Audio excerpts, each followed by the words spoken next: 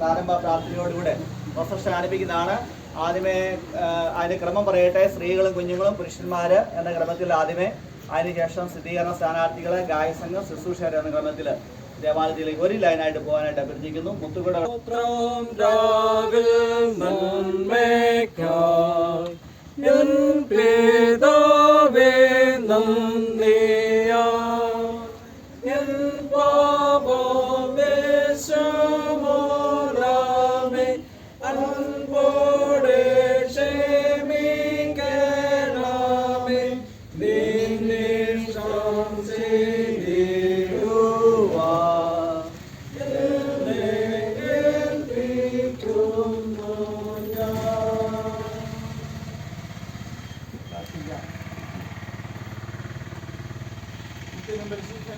ദൈവമേ, സ്വർഗീയ പിതാവേ, ഈ മനോഹരമായ വിശുദ്ധ ദിവസത്തിന്റെ പ്രഭാതത്തിനായിട്ട് നന്ദിയോടെ ഞങ്ങൾ തിരുനാമത്തിന് സ്തോത്രം ചെയ്യുന്നു. അതിനായിട്ടും ഞങ്ങൾ ദൈവനാമത്തെ മഹത്വപ്പെടുത്തുന്നു.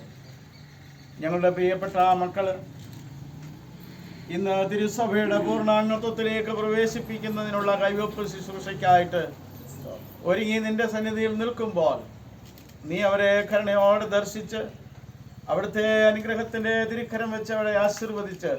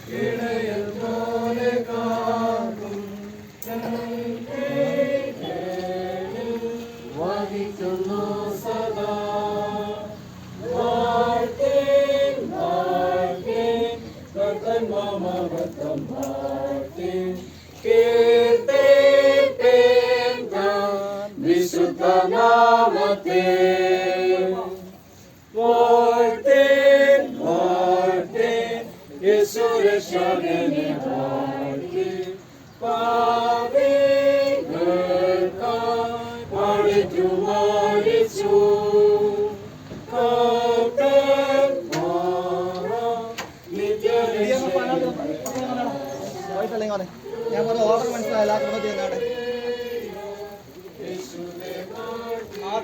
ആദ്യമേ Adil Christmas, Adil Devasia, Bebin James, Jeffrin Joseph, Jeevan മാസ്റ്ററിൻ, സൂസൻ പോൾ, ജസ്ന ബൾട്ടിജോ, Jasna Justin, Kezia Binoy, Linda Johnson, Sneha P, കൃഷ്ണിയ ബിൻ.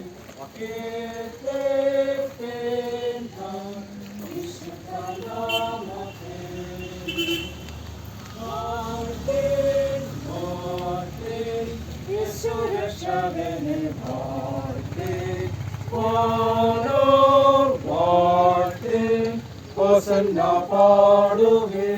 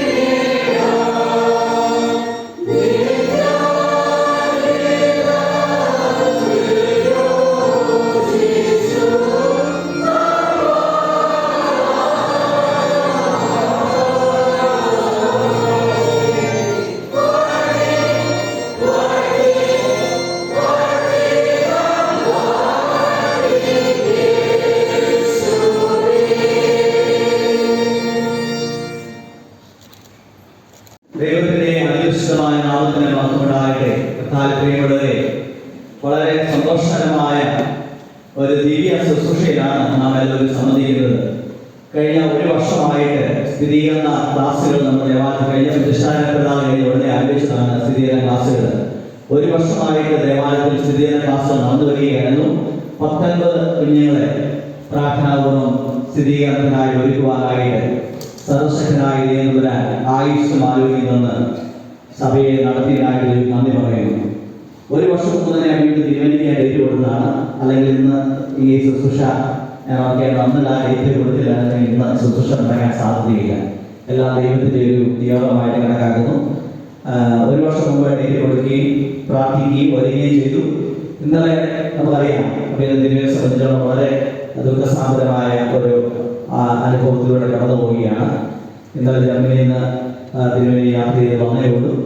അപ്പോൾ ഇങ്ങനെയൊക്കെ ഇതിൻ്റെ മധ്യത്തിൽ നമ്മുടെ സഭയോടുള്ള ആത്മാർത്ഥമായ സ്നേഹത്തിൻ്റെ ഭാഗമായി നമ്മുടെ ഭാഗമായി ദേശത്തിൻ്റെ ഭാഗമായിരിക്കുന്ന അവയെ തിരുമേനി വളരെ സന്തോഷത്തോടുകൂടെ ഞാൻ ഓർത്ത് ചിലപ്പോൾ തിരുമേനിക്ക് സാധിക്കുമോ എന്നൊരു സംശയമുണ്ടായിരുന്നു. എങ്കിലും യാതൊരു വൈവിധ്യം കൂടാതെ വളരെ സന്തോഷത്തോടുകൂടെ ശുശ്രൂഷയിൽ എന്നെ ഹോസ്റ്റലിൽ നിന്ന് വിളിക്കുകയും ശുശ്രൂഷയുടെ കാര്യം പറയുകയും ചെയ്തു. അതിനായി ക്രമീകരണങ്ങൾ ചെയ്യണമെന്ന്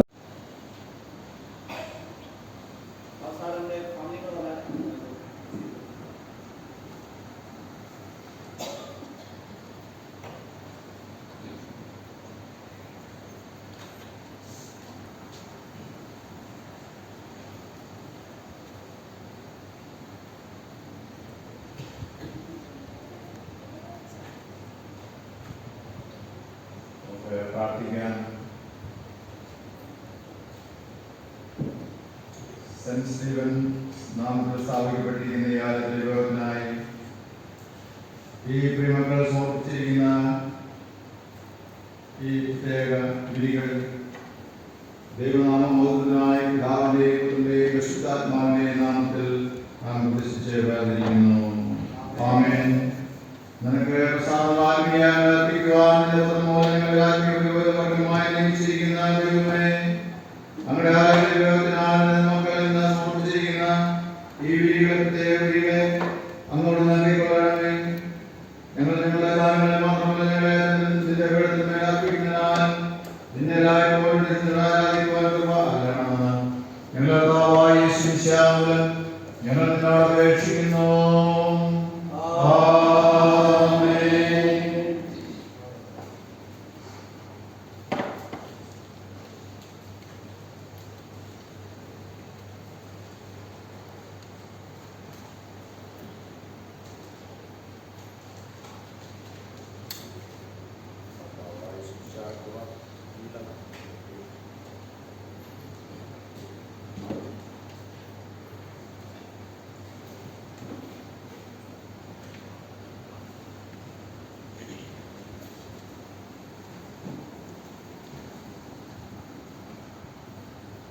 സത്യമായി ക്രിസ്തുവിൽ പുറത്തങ്ങളിലേക്ക് തിരിയുന്ന എല്ലാവരോടുമുള്ള ദൈവത്തിന്റെ കൃപാമൊഴി കേൾക്കുവിൻ.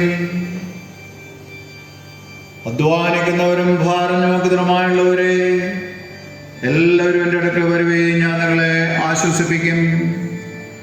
തൻ്റെ ഏകജാതനായ പുത്രനെ വിശ്വസിക്കുന്നവന് നശിച്ചു പോകാതെ നിത്യജീവൻ പ്രാപിക്കേണ്ടതിന് ദൈവം അവനെ നൽകുവാൻ തക്കം ലോകത്തെ സ്നേഹിച്ചു.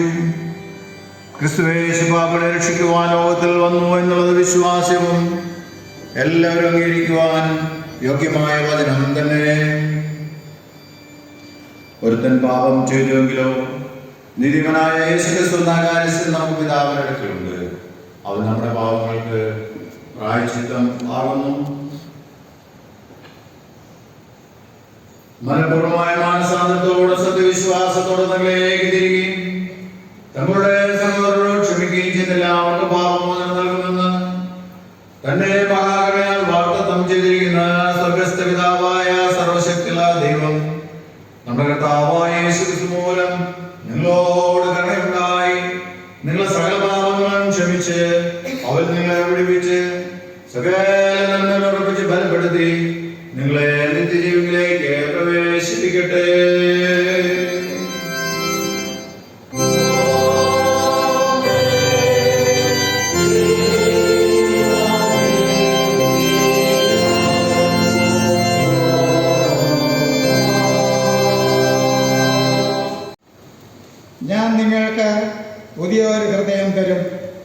പുതിയ ഒരു ആത്മാവിനെ ഞാൻ നിങ്ങളുടെ ഉള്ളിലാക്കും. കല്ലായുള്ള ഹൃദയം ഞാൻ നിങ്ങളുടെ ജഡത്തിൽ നിന്ന് നീക്കി മാംസമായുള്ള ഹൃദയം നിങ്ങൾക്ക് തരും.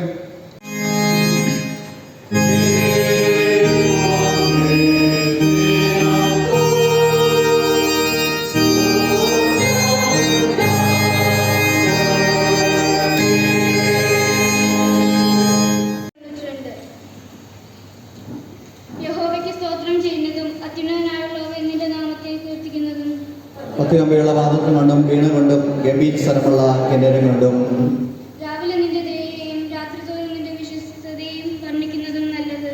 യഹോവേ, നിന്റെ പ്രവൃത്തി കൊണ്ട് നീ എന്നെ സന്തോഷിപ്പിക്കുന്നു. ഞാൻ നിന്റെ കൈകളുടെ പ്രവൃത്തിയെക്കുറിച്ച് ഘോഷിച്ചുല്ലസിക്കുന്നു. യഹോവേ, നിന്റെ പ്രവൃത്തികൾ എത്ര വലിയവയാകുന്നു. നിന്റെ വിചാരങ്ങൾ അത്യന്തം അഗാധമായവ തന്നെ. മനുഷ്യൻ അറിയുന്നില്ല, മൂടനത് ഗ്രഹിക്കുന്നതുമില്ല.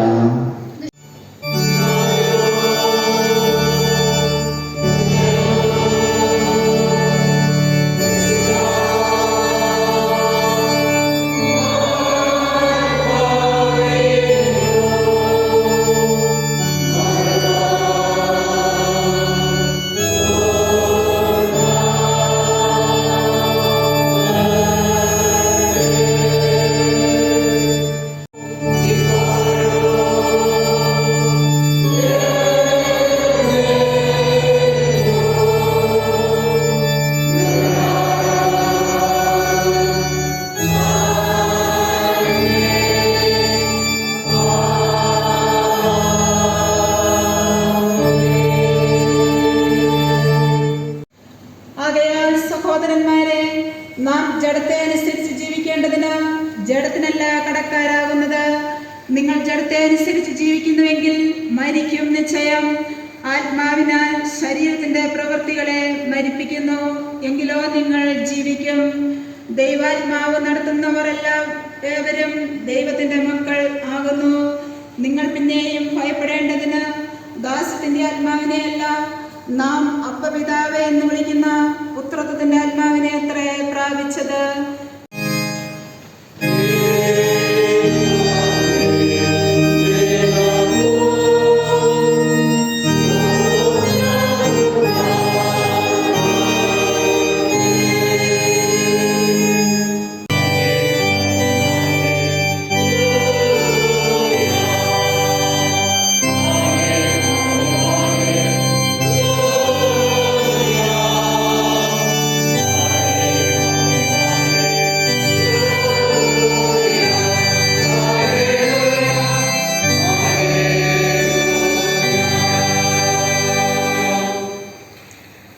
നിങ്ങൾ എന്നെ സ്നേഹിക്കുന്നു എങ്കിൽ എൻ്റെ കൽപ്പനകളെ കാത്തുകൊള്ളും. എന്നാൽ ഞാൻ പിതാവിനോട് ചോദിക്കും, അവൻ സത്യത്തിൻ്റെ ആത്മാവ് എന്ന മറ്റൊരു കാര്യസ്ഥനെ എന്നേക്കും നിങ്ങളോടുകൂടെ ഇരിക്കേണ്ടതിന് നിങ്ങൾക്ക് തരും. ലോകം അവനെ കാണുകയോ അറിയുകയോ ചെയ്യായികയാൽ അതിനവനെ ലഭിപ്പാൻ കഴിയുകയില്ല.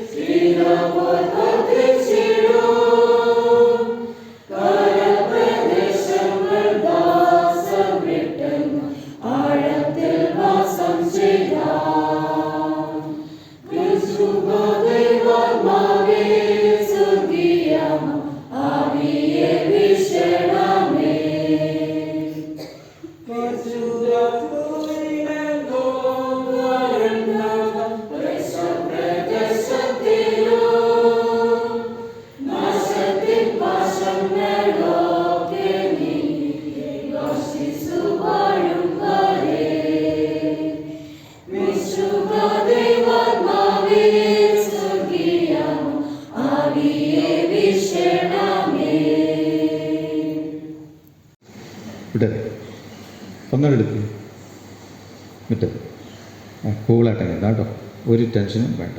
അഥവാ എന്തെങ്കിലും വിശപ്പോ ദാഹമൊക്കെ ഉണ്ടെങ്കിൽ കൈകുത്തിയാൽ മതി. കൈക്കാരന്മാർ കമ്മിറ്റികളെല്ലാം താഴെ ഇരിപ്പുണ്ട്, എല്ലാ സംവിധാനങ്ങളും ആയിട്ട് കേട്ടോ. ഇതാ വെള്ളം നിങ്ങളുടെ അടുത്ത് തന്നെ ഉണ്ട്, നിങ്ങൾ പ്രതീക്ഷിച്ചാണ് വന്നിരിക്കുന്നത് അല്ലേ? ഓക്കെ, വെള്ളം കുടിക്കേണ്ടി വന്നാൽ വെള്ളം കുടിക്കാൻ വേണ്ടി. ഓക്കെ, എന്താ ആവർത്തിച്ച് പറയാനുള്ള കാരണം എന്തായിരിക്കും? ഇത് ആരോടാ പറയുന്നത്? ഇപ്പം വായിച്ച വാക്യം ആരോട് പറയുന്ന? ആരോട്? ഇസ്രായേൽ മക്കളോട് അല്ലേ? ആര് പറയുന്ന?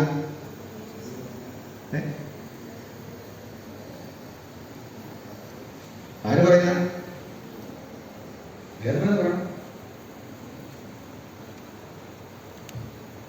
ഏതെങ്കിലും ഉത്തരം പറ. നിങ്ങൾ രണ്ട് ഉത്തരം നിങ്ങളുടെ മനസ്സിൽ കിടപ്പുണ്ട്, ഏതെങ്കിലും ഒന്ന് പറ. രണ്ട് പറഞ്ഞാൽ ശരിയാണ്. മോശം പറയാം, ശരി, അത് ശരിയാണ്. പിന്നെ ആര് പറയുന്ന? ദൈവം പറയും, അത് ശരി, രണ്ട് ശരി. മോശം മുഖാന്തരം ദൈവം ഇസ്രായേൽ മക്കളോട് പറയുന്നത്. ഓക്കെ, അത് ആവർത്തിച്ച് പറയുന്നത്. ഒരു കാര്യം ആവർത്തിച്ച് പറയണമെങ്കിൽ എന്താ അതിന്റെ കാര്യം എന്തായിരിക്കും? സാധാരണയുള്ള കാര്യങ്ങൾ ഒന്ന്. രണ്ട്, അത് കേൾക്കാത്തവർ കേൾക്കാൻ വേണ്ടിയായിരിക്കും പിന്നീട് പറയുന്നത് അല്ലേ? ആദ്യം കേട്ടു, ഒന്ന് പറഞ്ഞു, പിന്നെയും അതിന്റെ ഇടയ്ക്കാരെങ്കിലും കേൾക്കാതിരിക്കുന്നുണ്ടെങ്കിൽ അവർക്കും കൂടെ കേൾക്കാൻ വേണ്ടിയാണ് വീണ്ടും ആവർത്തിച്ചത്. അപ്പൊ രണ്ട് കാര്യങ്ങളാണ് ഇത് പറയും. ഇവിടെ ആവർത്തനക്കുറിച്ച് നമ്മൾ ശ്രദ്ധിക്കാൻ മനസ്സിലാക്കിയിരിക്കേണ്ട കാര്യം എന്ന് പറയുന്നത്, പുറപ്പാട് പുസ്തകത്തിലാണ് ഈ കൽപ്പന സംബന്ധമായ കാര്യങ്ങൾ ആദ്യം പറഞ്ഞിരിക്കുന്നത്. പുറപ്പാട് പുസ്തകം ഏതധ്യായം? പുറപ്പാട് കൽപ്പനകൾ എവിടെയാണ് പറഞ്ഞിരിക്കുന്നത്? ആദ്യം പുറപ്പാട് പുസ്തകം ഉറക്കെ പറഞ്ഞോ, തെളിച്ചെന്ന് പറഞ്ഞേക്കാം. 20-ാം അധ്യായം പുറപ്പാട് 20 പറഞ്ഞിട്ടുണ്ട് അല്ലേ? അത് ആദ്യം പറഞ്ഞിരിക്കുന്നു. രണ്ടാമത് ഒരിക്കൽ കൂടെ പറയുന്നുണ്ട്, അതെവിടെയാ? ആവർത്തനം ഏത് അധ്യായം ഓർക്കുന്നുണ്ടോ? 5. ആവർത്തനം 5 അല്ലേ? ആവർത്തനം 5-ഉം പുറപ്പാട് 20-ഉം തമ്മിൽ എന്തെങ്കിലും വ്യത്യാസമുണ്ടോ? അവിടുത്തെ കുടുംബത്തിന്റെ ചുമതല എന്ന് പറഞ്ഞാൽ കുടുംബത്തിലെ നാഥൻ എന്ന് പറയുന്ന ആരാണ്? കുടുംബനാഥൻ എന്ന് പറയുന്നത് അവിടുത്തെ പിതാവാണ്. പിതാവ് കഴിഞ്ഞാൽ പിന്നെ വരുന്നത് മൂത്ത പുത്രൻ, ആദ്യജാതനാണ്. ആദ്യജാതന വളരെ പ്രധാനപ്പെട്ട സ്ഥാനമാണ്. അല്ലെങ്കിൽ വേറെ രീതിയിൽ പറഞ്ഞാൽ ദൈവവിശ്വാസം ഊട്ടി വളർത്തുവാൻ കുടുംബത്തിന് വളരെ പ്രധാനപ്പെട്ട സമയം. അപ്പോൾ പുതിയ തലമുറ ദൈവവിശ്വാസം ഇല്ലാത്തവരായി മാറിയാൽ അതിന് ഉത്തരവാദിത്വം ആർക്കായിരിക്കും?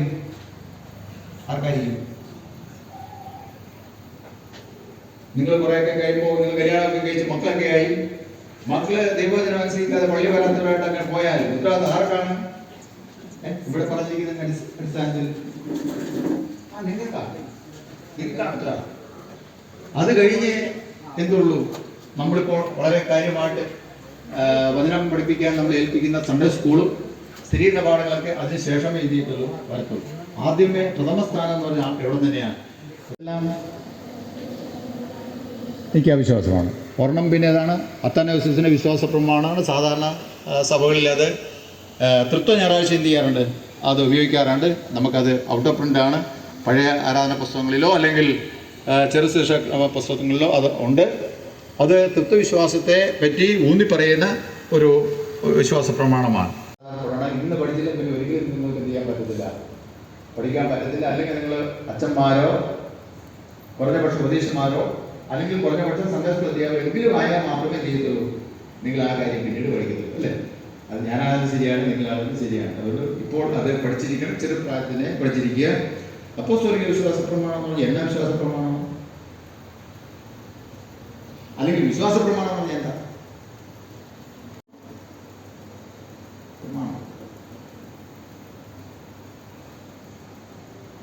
പ്രമാണം സാധാരണ ഡോക്യുമെന്റ് അല്ലേ?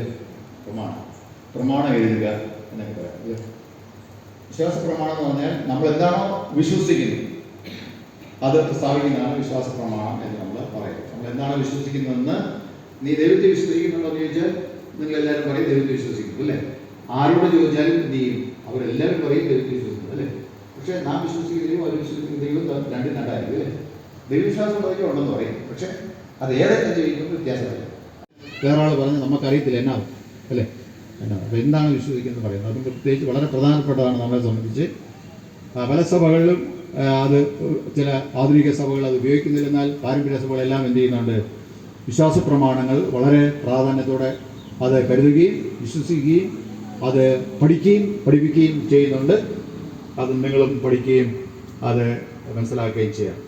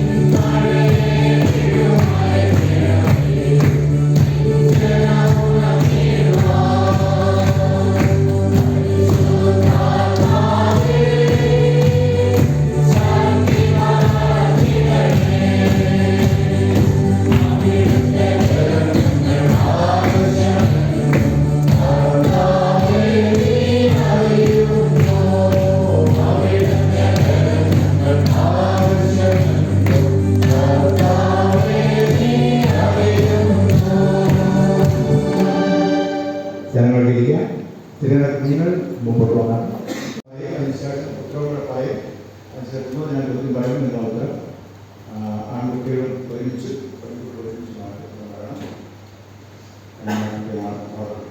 ഇപ്പോൾ ദൈവത്തിൻ്റെയും ഈ സമയത്തിൻ്റെയും മുമ്പാകെ ഞാൻ നിങ്ങളോട് ചോദിക്കുന്നു, ക്രിസ്തുവിൻ്റെ ശക്തിയിൽ നിഴലവും ഈ ലോകത്തിൻ്റെ മായയും ജഡത്തിൻ്റെ പാപങ്ങളും പിശാചി സകല പ്രവൃത്തികളും നീ ഉപേക്ഷിക്കുന്നുവോ എന്നാണ് ചോദ്യം. ഉത്തരം പറയാൻ ഞാനത് ഉപേക്ഷിക്കുന്നുവെന്നാണ് ഉത്തരം. ഞാനത് ഉപേക്ഷിക്കുന്നുവെന്ന് ചോദ്യം ഒന്നോട് കേൾക്കുക. അതിനുശേഷം ഉത്തരം ഒരുമിച്ച് പറയാം. ക്രിസ്തുവിൻ്റെ ശക്തിയിൽ നിഴലവും ഈ ലോകത്തിൻ്റെ മായയും ജഡത്തിൻ്റെ പാപങ്ങളും പിശാചി സകല പ്രവൃത്തികളും നീ ഉപേക്ഷിക്കുന്നുവോ? ചേർന്ന് പറഞ്ഞു, ഞാൻ അവയെ ഉപേക്ഷിക്കുന്നു.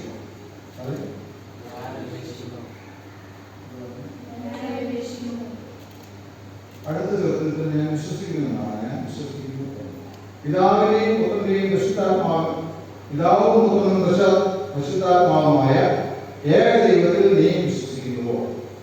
ഞാൻ വിശ്വസിക്കുന്നു.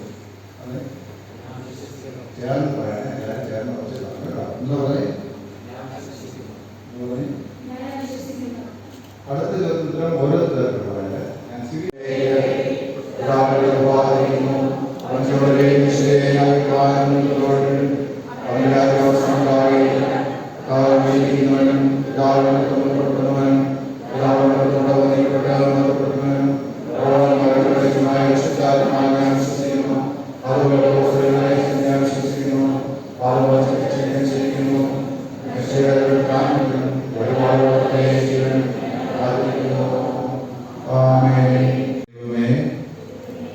കൂടെ കർത്താവായ യേശുക്രിസ്തുവിന്റെ പിതാവായ എൻ്റെ ദൈവമേ, ഞാൻ എനിക്കുള്ളവനല്ല നിനക്കുള്ളവനത്രേ.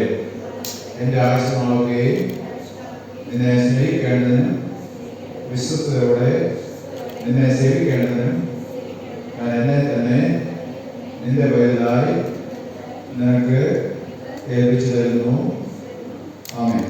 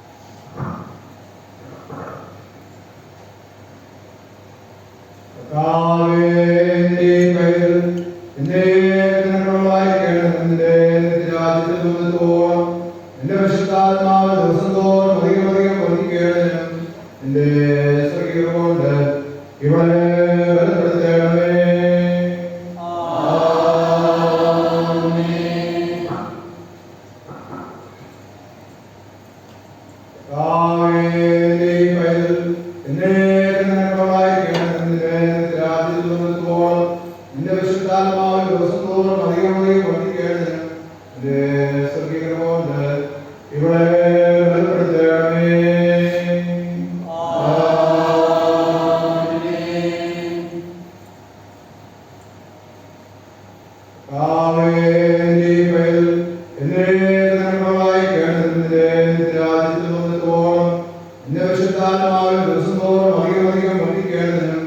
എന്റെ സ്വർഗീയകൊണ്ട് ഇവിടെ ബലപ്പെടുത്തണമേ.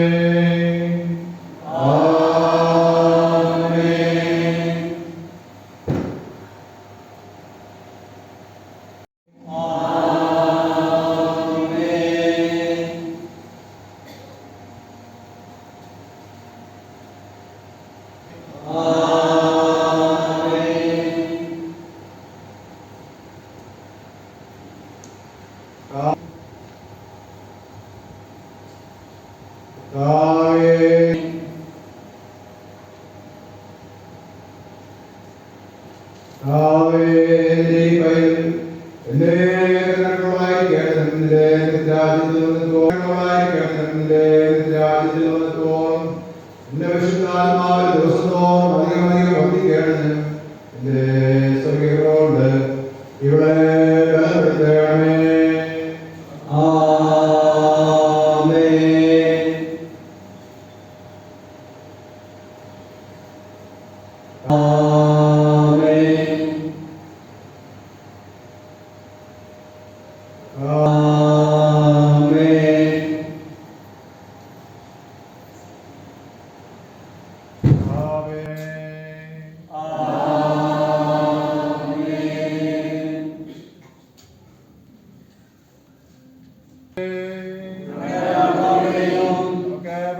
ഒരുമിച്ച് പ്രാർത്ഥിക്കാം. സ്വർഗസ്ഥനായ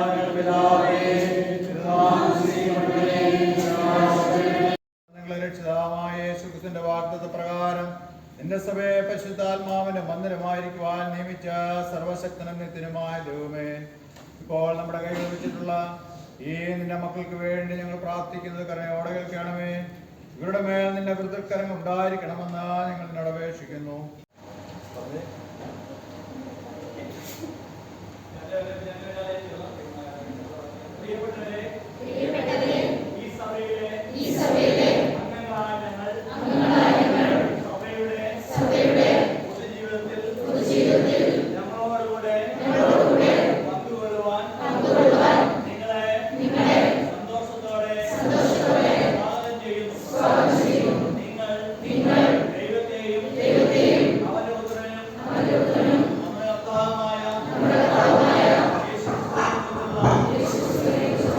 അറിവിലും സ്നേഹത്തിലും വളരേണ്ടതിന് ഞങ്ങൾ ഞങ്ങളുടെ സ്നേഹവും പ്രാർത്ഥനയും നിങ്ങൾക്ക് നൽകുമെന്ന് ഉറപ്പു തരുന്നു.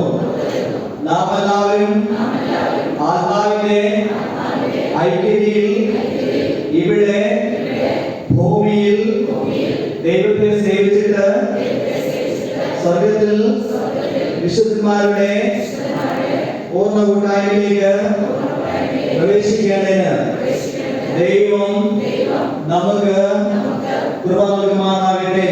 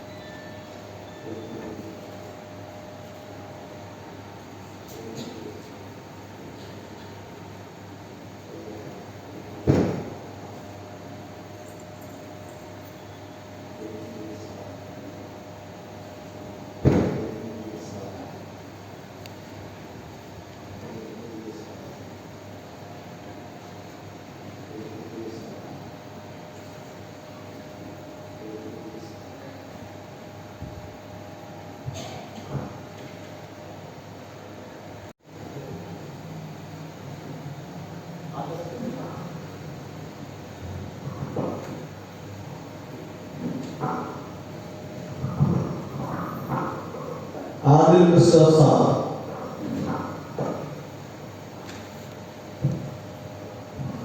ആൽവിൻ ദേവസ്യ,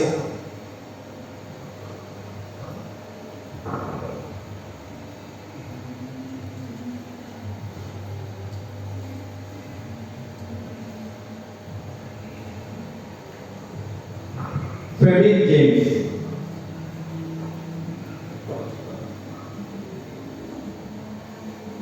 ജെഫ്രി ജോസഫ്, ജീവൻ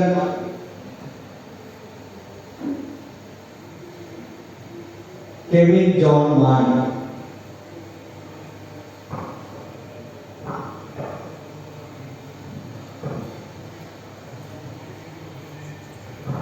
അക്സാമോ ഡെമോ, അലീന കേസൺ, Aneeta Joseph, Ansa Jose,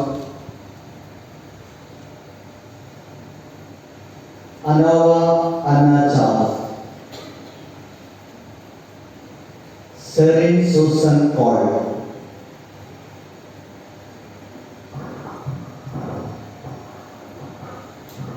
Jisna mol Jijo, Jasna Jasil, Kezia Binoy, Linda John's,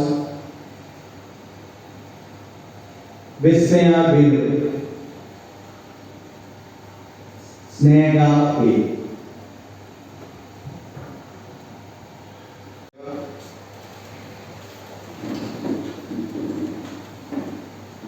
സമാധാനത്തോടുകൂടെ ലോകത്തിലേക്ക് പുറപ്പെട്ടു പോവുകയും ധൈര്യപ്പെട്ടിരിക്കുകയും നല്ല നയം പ്രവർത്തിക്കുകയും ആരും നിർമ്മിക്കുവാനും ചെയ്യാതെ മനസ്സുറപ്പില്ലാത്തവരെ ശക്തിപ്പെടുത്തുകയും ബലഹീനരെ കാണുകയും ജനമുള്ളവർക്ക് സഹായിക്കുകയും ചെയ്യുകയും എല്ലാവരെയും ബഹുമാനിക്കുകയും പരിശുദ്ധാത്മാവിന്റെ ശക്തിയിൽ ഉല്ലസിച്ചുകൊണ്ട് കർത്താവിനെ സ്നേഹിക്കുകയും സേവിക്കുകയും ചെയ്യുകയും ഇങ്ങനെ പിതാവും പുത്രനും പരിശുദ്ധാത്മാവുമായ സർവശക്തനായ ദൈവത്തിന്റെ അനുഗ്രഹം നിലനിൽണ്ടാകും. നിങ്ങളോട് പ്രയോഗിക്കുമാറാകട്ടെ. ആമേൻ.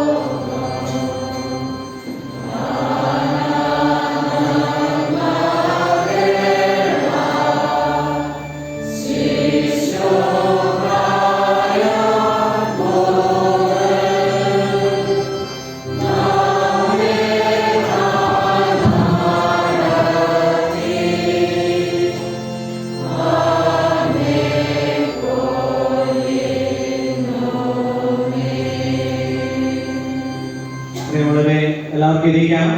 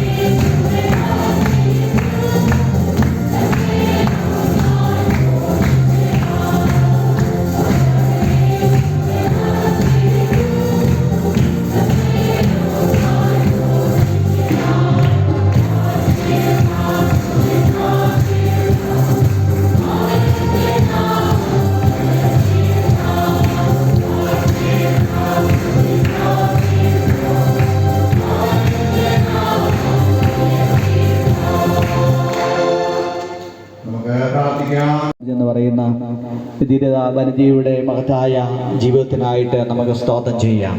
നിശബ്ദ സേവകിയായി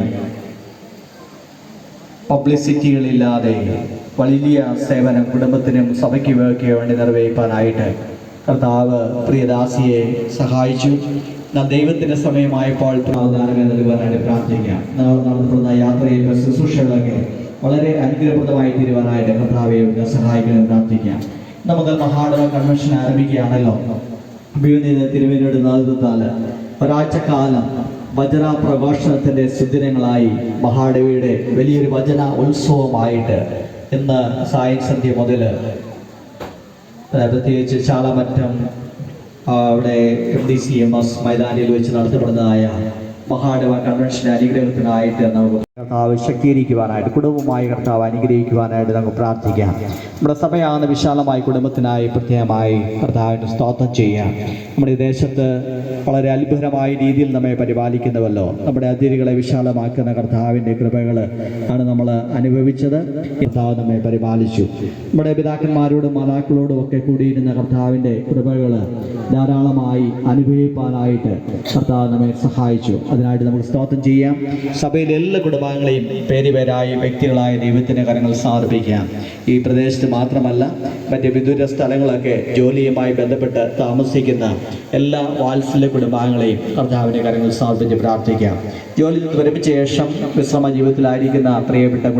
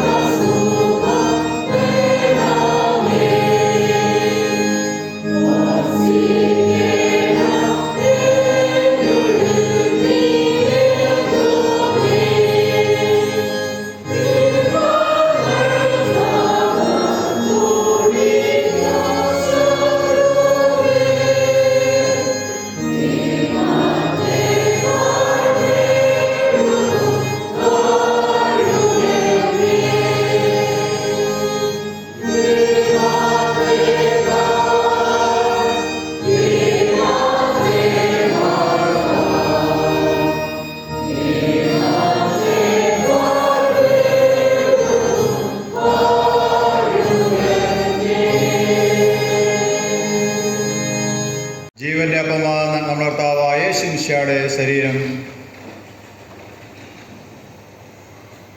സത്യമന്ത്രിവള്ളിയായ നമ്മുടെ കർത്താവായ യേശു മിശിഹായുടെ രക്തം. വിശ്വാസത്തോടെ കർത്താവിന്റെ തിരുവേശങ്ങളിലേക്ക് അടുത്തു വരുവേൻ. ഇന്നത്തെ ക്രമീകരണമെന്ന് പറയട്ടെ. ഇന്ന് സ്ഥിരീകരിക്കപ്പെടുന്ന ഒന്ന് മുറ്റുമടക്കി വിശുദ്ധാസംസം സ്വീകരിക്കാം. ആശ്രവാദം ഉണ്ടായിരിക്കും. തുടർന്ന് അവർക്ക് അവരുടെ സീറ്റിൽ പോയി തുടർന്ന് ഇന്ന് വിശുദ്ധാസംസത്തിൽ പങ്കുചേരാൻ ഒരുങ്ങി വന്നിരിക്കുന്ന എല്ലാവർക്കും മുമ്പോട്ട് വന്ന വിശുദ്ധാസംസത്തിൽ പങ്കുചേരാവുന്നതാണ്. ആശ്രവാദം അവസാനമായിരിക്കും എന്നാണ് കൃത്യമാണ്. എല്ലാവരും ലൈനായിട്ട് തീരുമാനം കൂടെ കൃത്യമായി ശ്രദ്ധിക്കും. ആദ്യം സ്ഥിരീകരണങ്ങൾക്ക് മുമ്പോട്ട്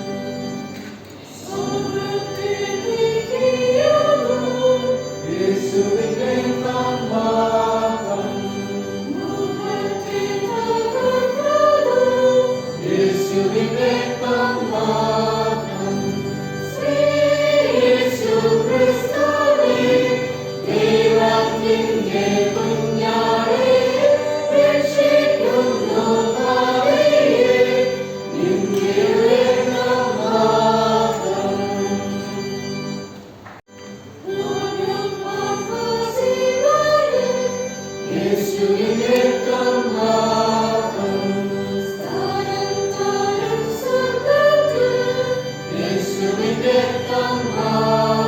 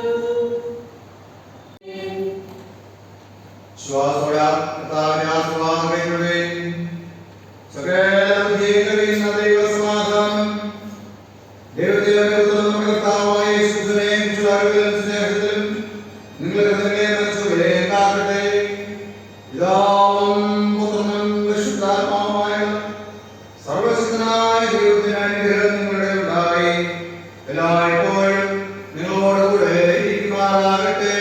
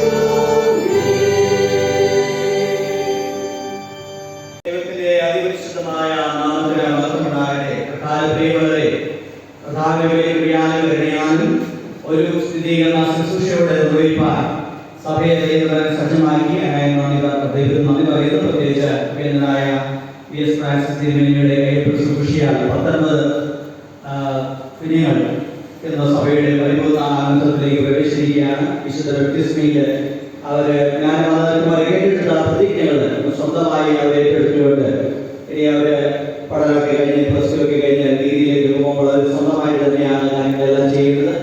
എല്ലാത്തിനും പ്രതിസന്ധികളെയും വെല്ലുവിളികളെയും അവരെ സ്വന്തമായിട്ടാണ് ഇനി അഭിമുഖീകരിക്കേണ്ടത്. അതിന് അവരെ പ്രാപ്തരാക്കുവാൻ ഉള്ള ഒരു ഏറ്റവും വലിയ ശുശ്രൂഷയാണ് നമ്മൾ നിർവഹിച്ചിരിക്കുന്നത്. എല്ലാവർക്കും അറിയാം, കഴിഞ്ഞ 2 ആഴ്ചയായിട്ട് ജർമ്മനിയിലായിരുന്നു. ഇന്നലെയാണ് മടങ്ങിയപ്പോൾ വളരെ വേദനാജനകമായ ഒരു അനുഭവത്തിലേക്കാണ് അദ്ദേഹം മടങ്ങി വന്നത്.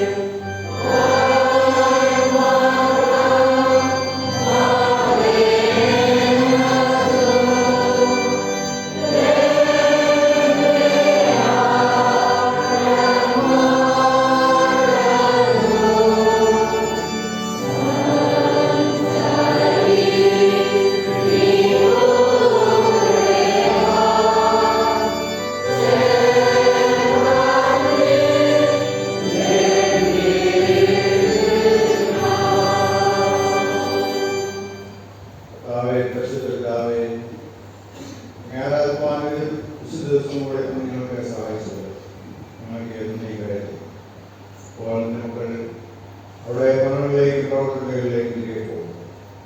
അവരോട് ലഭ്യമായ സാന്നിധ്യമുണ്ടായെന്ന് അവരെ അംഗീകരിക്കണം. അവരുടെ കാര്യങ്ങൾ നടത്തുവാൻ വേണ്ട വിവേകം ജ്ഞാനം നൽകി അനുഗ്രഹിക്കണം.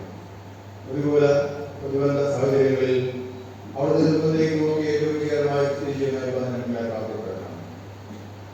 പ്രത്യേകിച്ച് സ്ത്രീകൾക്ക് വേണ്ടി കൃത്യമായ പ്രാർത്ഥന അവരംഗത്തിൻ്റെ അടുത്ത പ്രതിജ്ഞകൾ അവർ ജീതാസന്മാരും അവസാനം വരെ പാലിച്ചുകൊണ്ട് കർത്താവെ അങ്ങോട്ട് ചേർന്ന് നിൽക്കുന്ന വലിയൊരു കൂട്ടത്തിൽ ഒരുക്കുവാൻ തക്കമാണ്. അങ്ങനെ വിശ്വാസം തലമുറ കൈമാറുവാൻ തക്കമാണ്. സഭയെ ശക്തമായ ദൈവിക നേതൃത്വം കൊടുക്കുവാൻ ഞങ്ങളെ പ്രാപ്തിപ്പെട്ടു. കർത്താവെ അവരോട് തന്നെയും അവരുടെ കുടുംബങ്ങൾക്കും ഞങ്ങളുടെ സഭയ്ക്ക് സമൂഹത്തിനും ഞങ്ങളുടെ രാജ്യത്തിലുള്ള ആളുകളായി അവരെ രൂപപ്പെടുത്തി നിർത്തിക്കൊള്ളണം. അതൊന്നും മാത്രമേ യേശുമാർ പ്രാർത്ഥിക്കുന്നത് കേരളമേ. കർത്താവ് നിങ്ങളോട് കൂടിയിരിക്കട്ടെ. നമുക്ക് സമാധാനത്തോടെ പോകാം.